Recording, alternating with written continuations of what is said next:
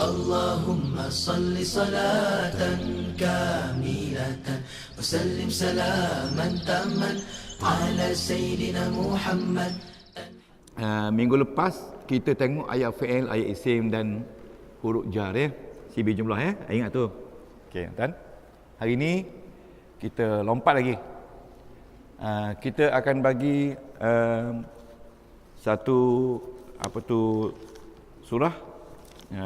Kita nak tengok cukup tak? Kita tengok sekarang ni surah. Tengok dulu yang tengah tu, Iza jaa nasrullahi wal fath. Itu surah An-Nasr. Ya. Dalam juzuk amma. Ya. Minggu lepas kita buat kuliah Ayuhan Nas. Ya. Tak dengar? Bila kita lihat, sekarang ni lupa dulu ayat fi'liyah, ayat ismiyah, lupa dulu sibir jumlah. Ingat lagi tak ayat fi'liyah? Ingat lagi tak sibir jumlah? Ya. Sibir jumlah tu, daripada sibir jumlah kita keluar 3 isim yang berbaris bawah. Ya, yang pertama jar majrur. Yang kedua mudhafun ilaih. Yang ketiga tabi'. Tabi' isim baris bawah. Jadi tuan-tuan ingat, jar majrur, mudhafun ilaih, tabi', dia tak datang dari ayat fa'il, dia tak datang dari ayat isim, tapi dia datang dari syibih jumlah. Dan dia pelengkap kepada ayat-ayat. Selalunya duduk di belakang ayat. Okey. Okey. Jadi apabila kita jumpa ayat surah Iza jaa nasrullahi wal fathu wa ra'aitan nas yadkhuluna fi dinillahi afwaja fasabbih bihamdi rabbika wastaghfirhu innahu kana tawwaba. Tengok ayat tu. Ya, itu kita dapat tahu dia hanya ada 3 ayat saja. Ya, surah ni mungkin turun di Mekah ya. Jadi ingat tak selepas pembukaan kota Mekah, kan? Bila kota Mekah terbuka, jadi kemenangan bagi umat Islam. Orang Islam masuk, orang masuk kepada agama Islam secara afwaja, ramai, berbondong-bondong ya, ramai kan. Okay. Jadi tuan-tuan, yang pertama sekali bila tengok ayat ni, selain dari kita tahu bilangan ayat berapa, kita tahu ayat turun di mana, di Mekah ya. Lepas tu kita tahu ayat ini, kita tahu dalam Al-Quran ada 5 maqasid. Ingat ada awal-awal dulu.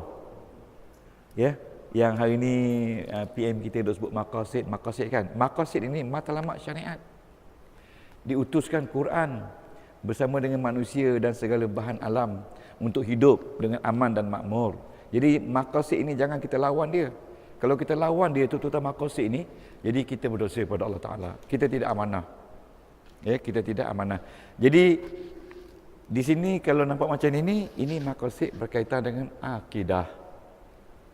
Ya, maqasid, ada satu maqasid nama akidah ya, menjaga akidah manusia. Ini maqasid akidah. Sekarang kita hendak analisa ayat 3 ayat ini ya, berasaskan hukum nahwu dan saraf. Boleh? Yang paling besar sekali tuan-tuan saya kata, kita kenal isim. Jadi tuan-tuan, saya bagi masa 2-3 minit, sila nyatakan di mana isim dalam ayat ini, selekat-lengkap yang boleh.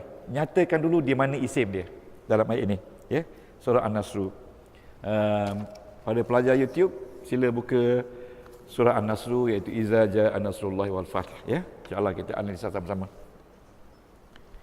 Itu dia ayat pertama, Iza jaa nasrullahi wal fath. Cuba sama-sama kita tengok di mana dia kata nama. Kita tahu makna dia apabila datang kemenangan, pertolongan Allah dan kemenangan. Apa hubungan antara pertolongan Allah dan kemenangan? Yang datang tu pertolongan Allah dahulu, lepas itulah baru datang kemenangan. Okey. Tak apa, step by step. Step by step. Tuan-tuan jangan risau. Tuan-tuan jangan lupa, bila kita jumpa ayat macam ni, walaupun 3 ayat saja, tuan-tuan kena sabar ya. Sebenarnya dalam ayat ini penuh dengan nilai-nilai nahwu dan saraf yang kita tak sedar. Walaupun dia ringkas saja. Jadi di mana nilai yang kita belajar di mana badal, di mana hal, di mana tamyiz. Ada tak dalam ni? Je. Okey, yang pertama sekali kita lihat isim. Ya. Iza jaa nasrullahi wal fath. Di mana dia isim? Di mana dia isim tu? Nasru ya? Nasru isim. Allah isim. Al-Fath. 3 isim tu. Kita kata Nasru tu isim sebab dia berada sebelum Allah. Ingat petua tu. Mana-mana perkataan yang ada sebelum Allah, sebelum isim baris bawah, dia tu isim. Dan jangan lupa dia jadi mudhaf, mudhaf pun. Ingat petua tu. Bukan senang dapat tu. Okey. Okey. Cukup dah kita kata dia tu isim. Ataupun satu lagi petua dia, bila kita tahu jaa tu fi'il madi, maka perkataan selepas dia tu mesti bagi depan, iaitu fa'il. Dia jadi fa'il. Ingat tak? Fa'il B berapa? 5. Buka B5. B5 ya Datuk ya. Pelan-pelan ya. Fa'il B5. Fa'il adalah isim yang berbaris hadapan yang datang selepas fa'il. Tak kira sama ada fa'il tu fa'il madi, fa'il mudhari'. Ya. Jadi selesai tu kan? Okey. Apabila telah datang pertolongan Allah dan kemenangan wal fathu. Ingat, tuan-tuan, wa itu kalau dalam keadaan biasa nama dia wa ataf. Wa ataf. Wa ikut. Wa ikut membolehkan perkataan al-fathu tu mengikut nasru. Bila nasru bagi depan, yang kena ikut pun, yang tukang ikut pun kena baris depan juga. Barulah dia jadi ataf. Tuan-tuan tengok sekejap apa tu dalam buku hijau. Letak buku hijau depan tu, tengok sekejap. Perkataan nasru tu betul tak fa'il? Allah betul tak mudhafun ilaihi? Dan al-fathu tu dia kata maktuf ataupun dia kata tabi'. Tengok dulu betul tak?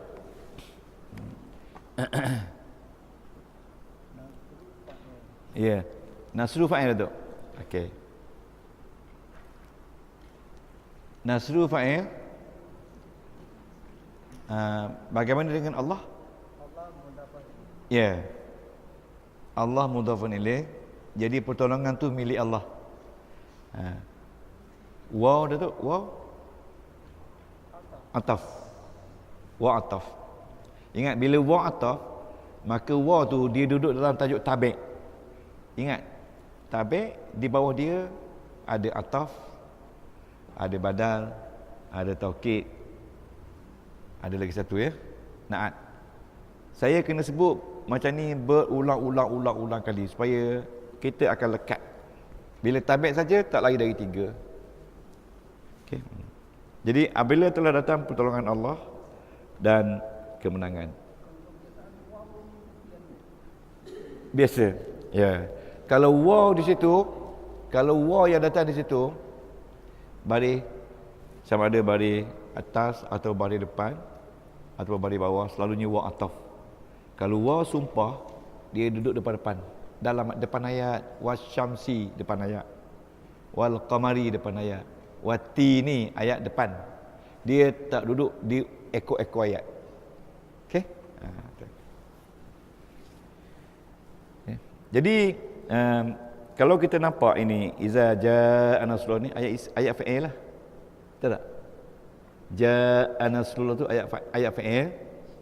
Ingat rukun pertama ada fa'il.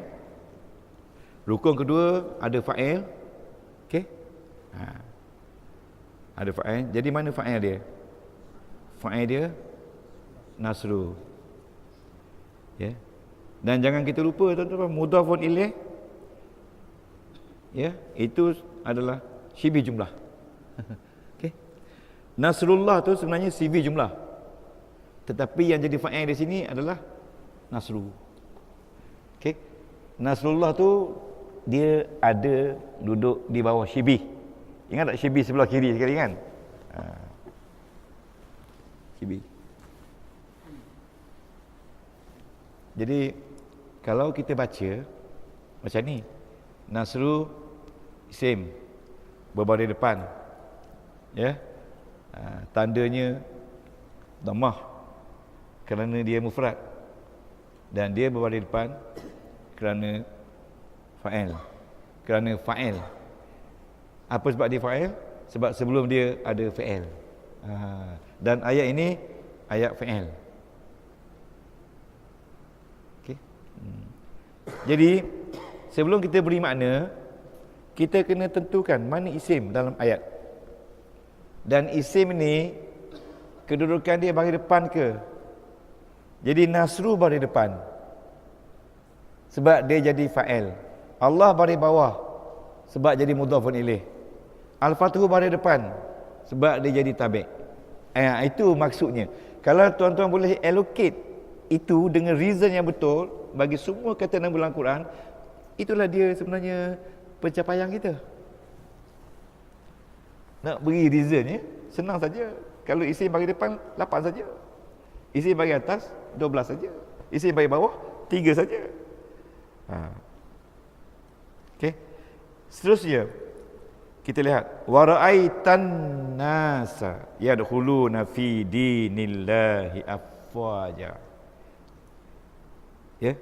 Saya nampak di situ ada 4 isim. An-nas, din, Allah, afwaja. Berapa isim baris atas?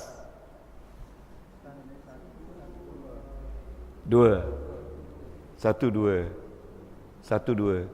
Tuan-tuan tengok tak isim baris atas tu sebelum dia ada fa'il dan fa'il. Nampak tak? Nampak tak? An-nas. An-nas tu sebelum an-nas tu ada fa'il iaitu ra'aita. Ra'aita ni mana awak dapati, awak lihat. Jadi kalau saya kata wa ra'aitan nas ni ayat fa'iliyah boleh? Boleh? Boleh. Jangan pula kata ustaz tanya kita pula. Jangan. Mana saya tanya tu nak uji. Boleh tak? Boleh. Jadi tuan-tuan, an-nas dalam ayat ini dia baris atas sebab dia jadi mangsa. Datuk Mak, dia jadi mangsa. Kenapa jadi mangsa? Sebab sebelum dia tu ada fa'il dan fa'il. Fa'il dia apa? Ra'a. Fa'il dia ta. Wa ra'aita. Dan siapa dia ta? Siapa dia ta lah ni? Nabi Muhammad sallallahu alaihi wasallam. Ingat kalau anta tu Nabi Muhammad. Jangan lupa tak ada orang lain. Ya, wa ra'aita, Tuhan kata engkau akan dapati wahai Muhammad an-nasa, manusia. Dapati manusia. Jadi ada 2 ayat fa'iliyah. Ayat fa'il. Yang pertama ja'a dan 2 ra'aita. Ayat pertama ja'a dia mengeluarkan fa'il saja. Boleh? Maf'ul tak ada. Ayat kedua dia ada fa'il dan fa'il. Fa'ilnya ra'a, fa'ilnya ta. Jadi ada an-nasa, maf'ulun bih. Jadi nasru ayat pertama jadi fa'il, an-nasa ayat kedua jadi maf'ulun bih. Kalau maf'ulun bih B11. B11. Siapa tak ada kit boleh pinjam? B11. Ada yang terlupa bawa? B11 je tak? Tuan-tuan, kalau berjaya tuan-tuan ni, saya orang yang paling gembira sekali. Bersyukur pada Allah. B11. Sabarlah tu. B11. Sabarlah. Okay. Jadi dalam ayat ini Allah berfirman, apabila telah tiba pertolongan Allah dan akan lihatlah kemenangan. Sebab dia Al-Fatuh tu dia ikut. Bila Allah dah tolong, kemenangan akan datanglah. Dia setelah berusaha payah berperang begitu lama. Ya. Lepas tu apa yang berlaku? Wa ra'aitan nas. Dan awak akan lihat manusia. Manusia jadi mangsa kerana manusia kena lihat date Muhammad. Manusia buat apa? Yadkhuluna. Mana yadkhuluna? Masuk.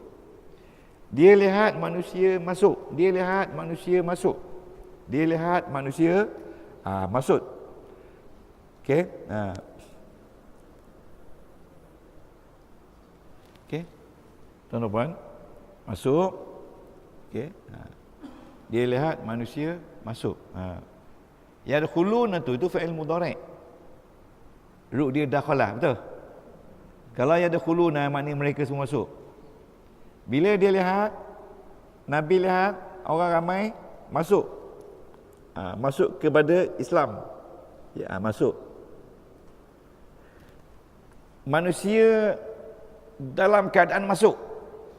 Jadi ada khulun tu, walaupun dia fi'il mudhari', tapi dia jadi hal. Tapi hal bukan dari fi'il, dari isim, tapi dari fi'il. Nabi melihat manusia masuk, keadaan manusia tu nak masuk Islam, nak masuk Islam. Jadi itu menandakan hal. Yang kita belajar hal ni isim, tapi ini daripada perbuatan fi'il mudhari' dan dia boleh di hal mana mereka itu masuk, tapi dia bukan bawa dalam bentuk isim tapi dalam bentuk fi'il mudhari'. Ini kita kata yang terkecuali. Okey. Okey, tak apa. Tengok afwaja. Afwaja.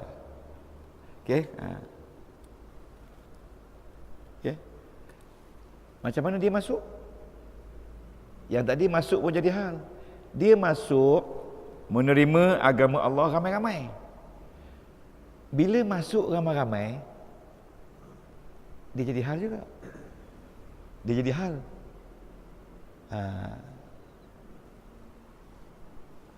Afwaja tu. Cuba tu tengok di bawah afwaja. Betul tak dia kata hal? Betul dia kata hal. Hal ni isim yang berada di atas, yang ada padanya sebelumnya fi'il dan fa'il. Boleh ada fi'il, boleh ada fa'il, boleh ada maf'ulun bih, boleh ada apa tu? Ya.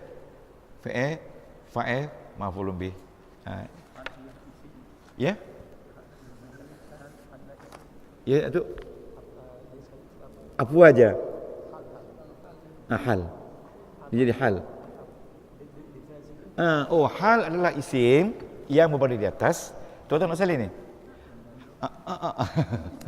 Hal adalah isim yang berada di atas. Okey. Yang berada ya selepas fi'il, fa'il, ya, dan maf'ulun bih. Maf'ulun bih tu, ingat maf'ulun bih tu saya kata dulu dia itu pilihan, sama ada boleh ada atau tak boleh. Ya, tapi yang pentingnya isim hal ini mesti tidak ada alif lam. Itu ciri-ciri dia. Isim yang nak jadi hal tidak boleh ada alif lam. Okey?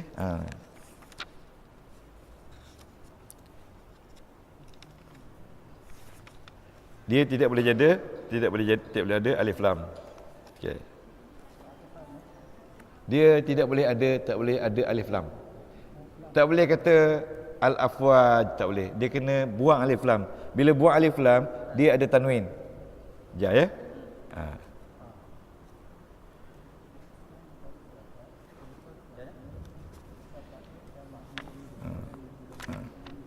Okey.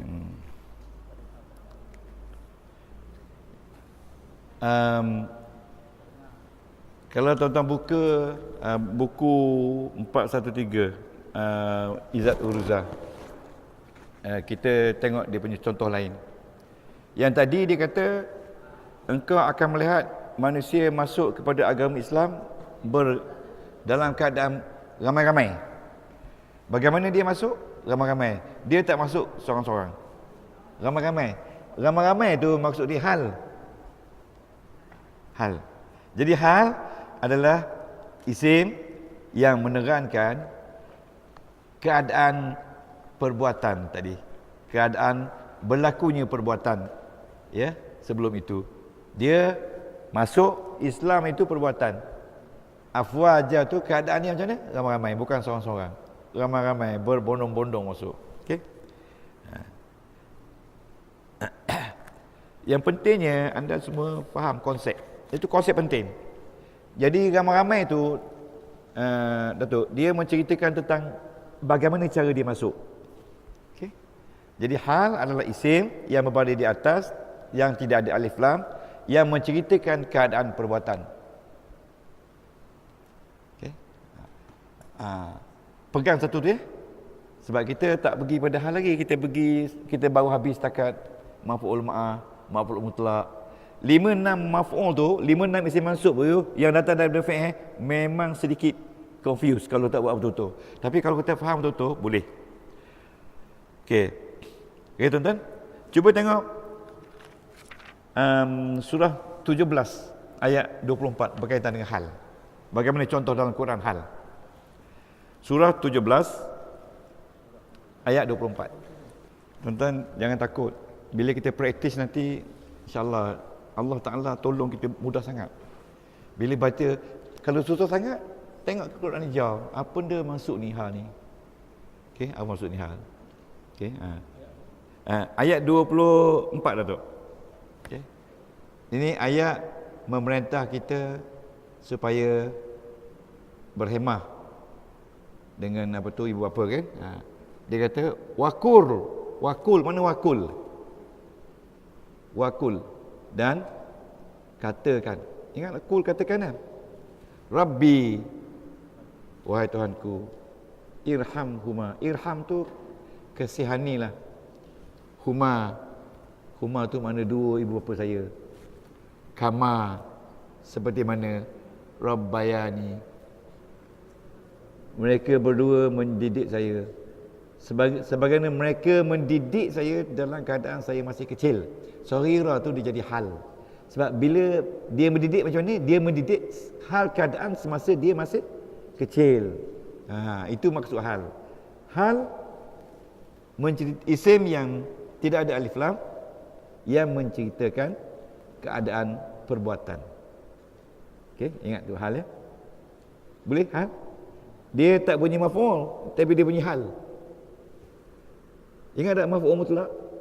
Isim yang baris atas, yang tidak ada alif lam, yang datangnya daripada root yang sama. Ingat tak? Datang daripada root yang sama. Inna fatahna laka fathan. Fathan tu dari fatha. Ingat tak? 6 saja yang agak susah sikit. Kalau perempuan rasa tak susah, alhamdulillah Allah Taala tolong tu. Itu satu ya. Jadi tuan-tuan, saghira ni masa kecil. Masa kecil ni apa hubungan dengan Rabbaya ni? Ayah kedua ibu bapa saya mendidik saya di keadaan saya kecil. Mana hal ni hal keadaan. Hal ni maknanya hal keadaan saya kecil. Boleh tak? Kalau tuan-tuan puan boleh tahu ini hal ini isim baris atas dia jadi hal sebab dia refer kepada Rabbaya ni. Hebat. Saya kata hebat. Bukan sok sendiri tak. Memang hebatlah. Kalau ramai orang tak tahu. Jangan main-main. Bila tuan-tuan boleh kata hal tu, akak tu jangan main-main. Dia hebat tu. Macam saya dulu bawa budak-budak pergi bowling. Sekali dia kata, tuan pengetua, try lah sekali. Try pukul sekali. Nak tengok. First time saya ambil bola tu bowling pukul, semua jatuh. Bila semua jatuh, tu hebat. Dia semua kata, penolong kanan saya apa? Saya tak berani pukul lah. Kalau saya pukul lagi, mana jatuh. Itu maknanya kebetulan, ya tak? Hal kebetulan. Okey. Ingat, hal adalah isim yang tak ada alif lam, berada di atas, dia datang selepas fi'il, dan menceritakan bagaimana keadaan fa'il itu laku. Fa'il itu maknanya menjaga. Menjaga tu saya semasa saya masih kecil. Okey. Kita tengok lagi satu yang berkaitan dengan hal. Ya. Okey. Surah 17 juga ayat 97.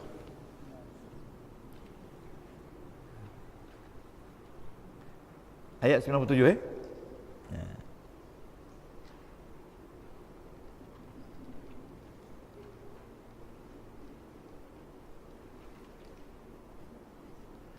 Ini kredit ni, kalau berjaya betul program kita yang 30 jam ni, tuan-tuan, yang 30 sesi ni, tuan-tuan bolehlah simpan apa tu, dia punya itu, dengarlah kat rumah. Ya. Tuan-tuan nampak tak? Okey. Ayat dia berbunyi wa nahsyuruhum. Wa ni dan nahsyuru kami himpun hum mereka yaumal qiyamati, di hari kiamat. Manusia-manusia ni akan dihimpun oleh Allah di hari kiamat. Ala wujuhihim, kita nampak di atas wajah-wajah setiap dari mereka ni umyan, dalam keadaan umyan ni buta, bukman bisu, ya, summan kelu. Maknanya mata dia tak nampak keadaannya, mulut dia bisu keadaannya, dan kelu. Jadi bagaimana keadaan orang yang dihimpun di hari kiamat nanti? Buta tak nampak, mulut bisu, dan kelu. Jadi umyan, bukman, summan ini isim berbaris atas, tidak ada alif lam ketiga-tiganya, dan dia menjadi apa tu, hal kepada nahsyuru. Maknanya bagaimana keadaan mereka ini dihimpun? Buta mata, ya, bisu lidah, tak boleh bercakap, dan juga kelu. Okey? Tuan-tuan nampak tak? Faham tak secara konsep dia? Jadi perkataan umyan, bukman, summan ni berbeza sama sekali dengan kata perbuatan. Berbeza tak? Berbeza kan? Kalau dia datang dari root yang sama, dia kena jadi maf'ul mutlak. Maf'ul mutlak. Okey. Seterusnya kita pergi kepada fasabbih bihamdi rabbika wastaghfirhu innahu kana tawwaba. Cuba kita cari di mana isim dalam ayat ini. Kita concentrate isim saja. Lepas tu kita cari dia punya sebab, dan kita baca sebab dia. Itu dia the ultimate of learning nahwu and saraf. Kemuncak. Kalau boleh tahu tu baguslah. Okey. Ingat, fasabbih tu jangan kata isim. Kerana isim tak ada mati. Yang mati tu fa'il amal. Sabih tu maknanya bertasbihlah kamu, pujilah kamu wahai Muhammad, bihamdi rabbika, dengan memuji Tuhan kamu wahai Muhammad, wastaghfirhu, dan mohonlah keampunan kepadanya, innahu, sesungguhnya dia, kana, adalah dia, tawwaba, maha menerima taubat. Okey, itu maksud dia. Kalau kita analisa secara detail, bila kita sudah berjaya dalam hidup, sudah senang lenang, kita lagi kena kuat bertasbih kepada Allah. Dan jangan kata kita dah senang, kita tak boleh minta ampun pada Allah. Lagi kuat minta ampun. Sebab ujian yang Allah Ta'ala bagi tu belum tentu lagi ujian yang khusus untuk kita betul-betul. Mungkin ujian dalam bentuk isi drat dari Allah nak uji kita. Ada orang makin kaya, makin lupa Allah. Ada orang makin kaya, makin ingat Allah. Itu ujian Allah. Okey. Saya jumpa di sini 1, 2, 3, 4, 5, 6, 7 isim. Tuan-tuan jumpa berapa?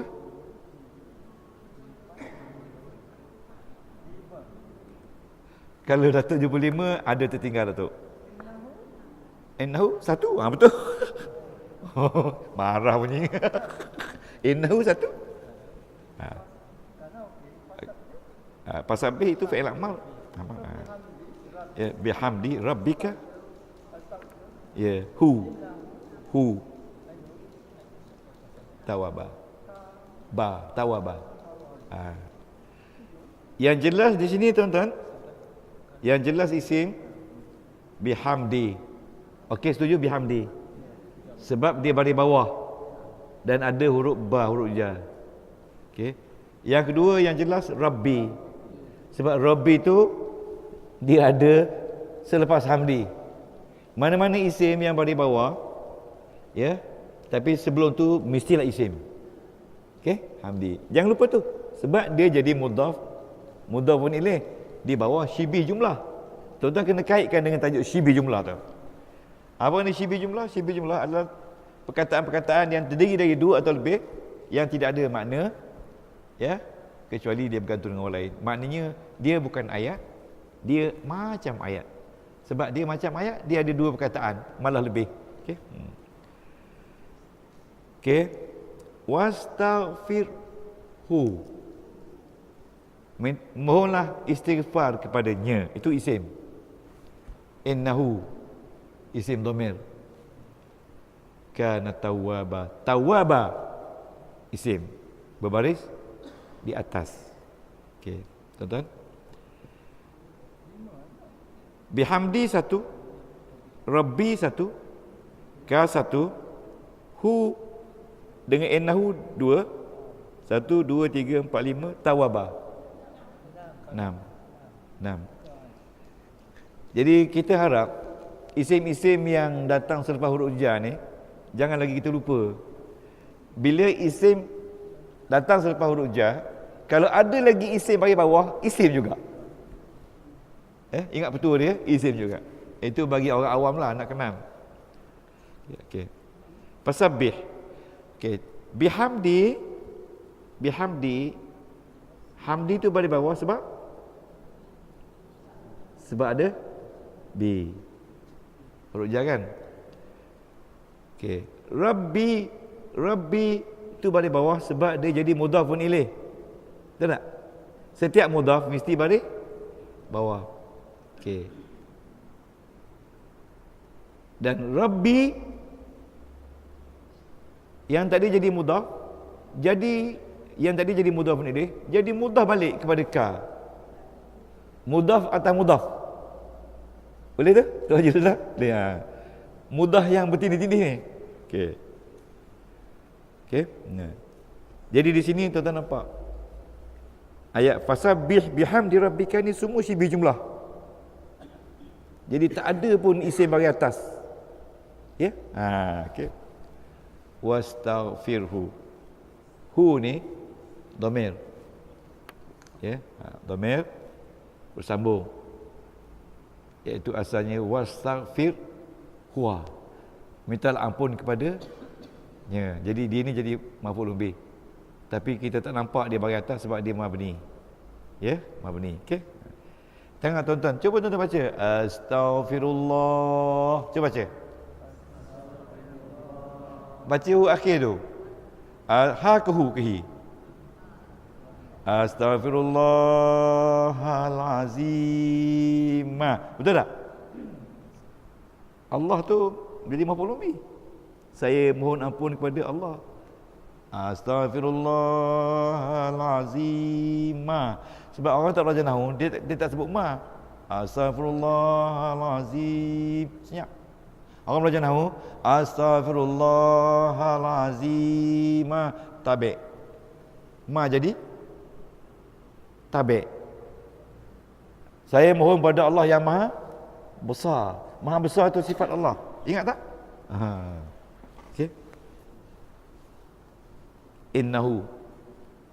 Innahu kana tawwaba.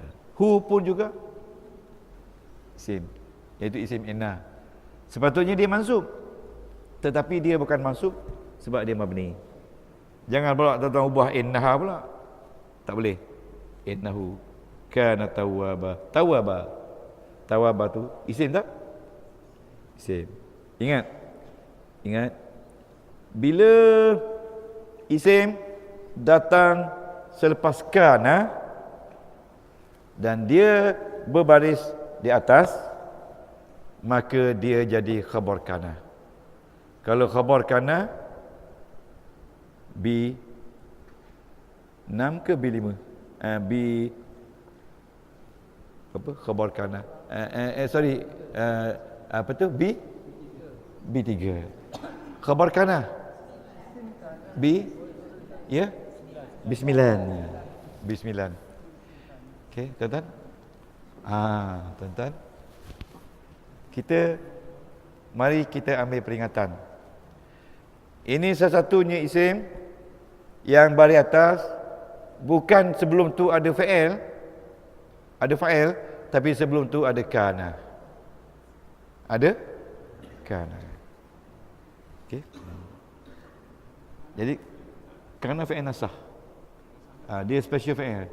Jadi selepas kana tu isim baris depan jadi isim kana. Isim kana tu baris depan jadi B berapa? B9. Isim kana B3. Yes, B3. Tuan-tuan sekarang ni dalam keadaan kritikal sangat. Kritikal nak membezakan antara isim-isim ni. Ya. Mana ada isim yang ada fa'il, mana ada isim yang ada kana, kritikal tu. Tapi janganlah lari masa kritikal ni. Ya. Tuan-tuan sabar. Sebab bila sabar masa ubah mujarab. InsyaAllah banjir rumah kita tak kena. Ya. Di Indonesia dia orang buat satu masjid lah tu Satu masjid, duit langsung tak ada daripada duit daripada bantuan, hanya rakyat marhin orang kata. Di atas atap saja 4,000 orang boleh sembahyang, atap saja. Saya tengok dalam TV. Datuk di atas atap saja 4,000 orang boleh sembahyang. Imagine yang 7 tingkat bawah. Memang satu masjid yang sangat hebat. Dia panggil monumen nanti insya-Allah. Okey tuan. Okey, sekarang kita rehat sekejap. Boleh?